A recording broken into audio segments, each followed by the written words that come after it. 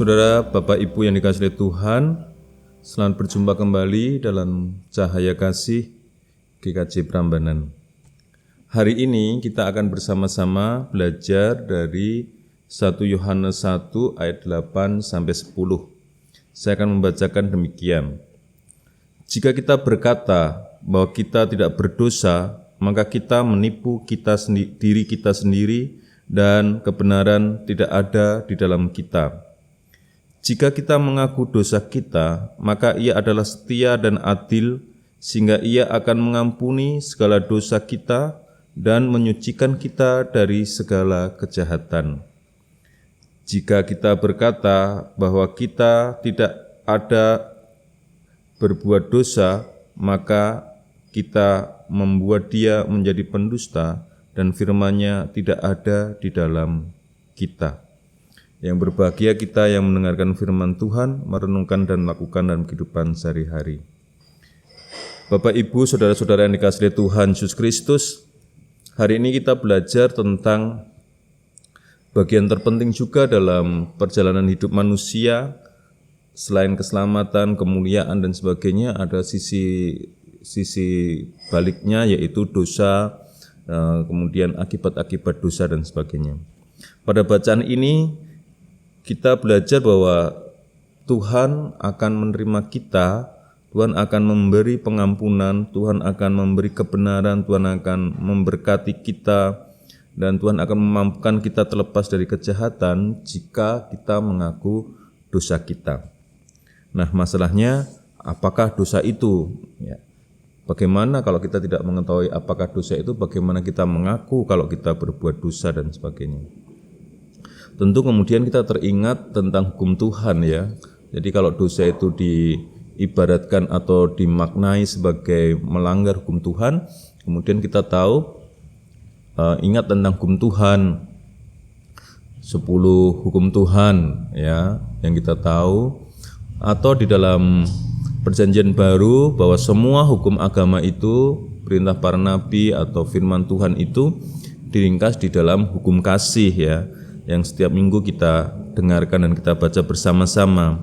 Di dalam hukum kasih itu kemudian kita dapat merefleksikan bahwa segala sesuatu itu akan berkenan kepada Tuhan jika kita melakukannya atau kita mengerjakannya dengan kasih, dalam rangka mengasihi Tuhan dan mengasihi sesama. Sederhana Bapak Ibu yang dikasihi Tuhan, bahwa artinya kemudian berbuat dosa adalah tindakan yang berlawanan dengan tindakan kasih atau manifestasi dari cinta kasih itu sendiri, baik kepada Tuhan maupun kepada sesama. Nah, kemudian dari situlah kemudian kita bisa berefleksi bahwa memang kemudian kita sadar bahwa kita tidak akan pernah tidak berdosa. Karena di dalam hukum kasih umpamanya kita dapat melihat kasihlah Tuhan Allahmu dengan segenap hatimu, segenap jiwamu, segenap akal budimu. Kasih sesamamu manusia seperti dirimu sendiri, itu mengajak kita untuk melihat diri kita. Apakah kita sudah tahu nih pikiran kita, akal budi kita, sudah tahu hati kita, sudah tahu roh kita, sudah tahu jiwa kita, dan apakah kita sudah mengenal diri kita sendiri juga gitu. Kalau itu tidak kita ketahui, bagaimana mungkin kita bisa mengasihi Tuhan dengan apa yang diminta Tuhan gitu. Jadi di situ kita mendapatkan satu tantangan bersama-sama dalam rangka mengasihi Tuhan. Itu kita harus tahu diri kita harus mengerti apa semua operasional dalam diri kita, baik secara akal budi, kekuatan, hikmat, ya, kebijaksanaan dalam diri kita. Juga dalam implementasinya ketika kita mengasihi orang lain. Jadi dari sini sebenarnya tindakan apa itu yang diminta, pengakuan dosa itu seharusnya memang kemudian menjadi pengakuan yang senantiasa ya. Jadi kita memang tidak pernah selesai dalam tindakan minta pengampunan kepada Tuhan ya. Kalau dahulu umpamanya mengasihi sesama manusia pada zaman kanak-kanak tentu akan berbeda pada konteks setelah remaja, dan konteks mengasihi remaja pun kemudian akan berbeda ketika sudah dewasa dan tua gitu. Jadi artinya selalu dinamika itu selalu muncul. Pada titik inilah kita diminta untuk selalu sebenarnya berefleksi dan mengenal diri kita dan mengerjakan apa yang perbuatan cinta kasih itu berdasarkan tahap pencapaian kita masing-masing. Nah, kemudian disitulah kejujuran menjadi penting yang dinyatakan dalam tindakan mengaku dosa itu. Jadi kejujuran itu menjadi penting.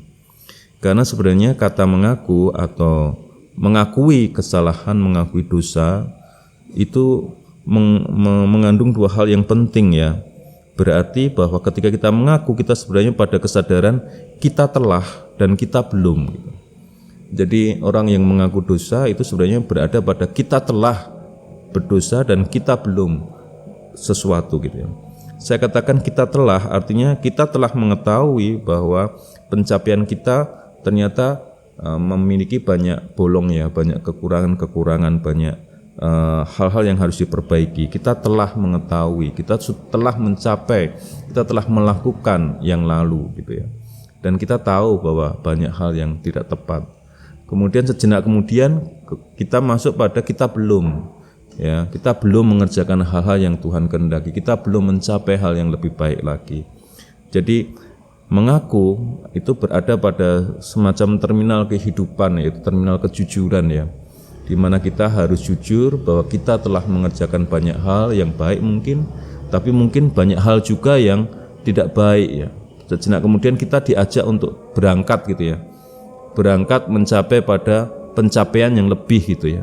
Kita diminta untuk berangkat pada apa yang belum kita capai. Jadi kita pengakuan dosa itu kemudian menjadi semacam terminal spiritualitas tertentu. Nah, Bapak Ibu yang dikasihi Tuhan, jadi ketika kita mengaku dosa kita dalam kejujuran itu sebenarnya kita masuk pada satu tahap terminal spiritualitas yang tertentu dalam pencapaian kehidupan kita. Nah, saya mengajak Bapak Ibu Saudara kemudian untuk menghargai tahap ini ya. Jadi nggak apa-apa pada posisi-posisi tertentu mungkin kita berada pada kegalauan tertentu, nggak apa-apa. Artinya kita telah mengetahui bahwa itu tidak baik dan sejenak kemudian kita tahu apa yang baik yang harusnya kita kerjakan. Dan saya rasa ketika kita bacaan ini kita renungkan lebih dalam lagi, jika kita mengaku dosa kita, ada pengharapan yaitu bahwa Tuhan adil dan setia. Ia akan mengampuni dosa-dosa kita, segala dosa kita, dan menyucikan dari segala kejahatan. Jadi Bapak Ibu yang dikasihi Tuhan, dengan mengaku dosa, masuk dalam terminal spiritualitas pengakuan dosa ini, kita sebenarnya akan masuk di dalam kesucian yang lebih baru, dan tingkat kekuatan untuk mengalahkan kejahatan yang lebih kuat.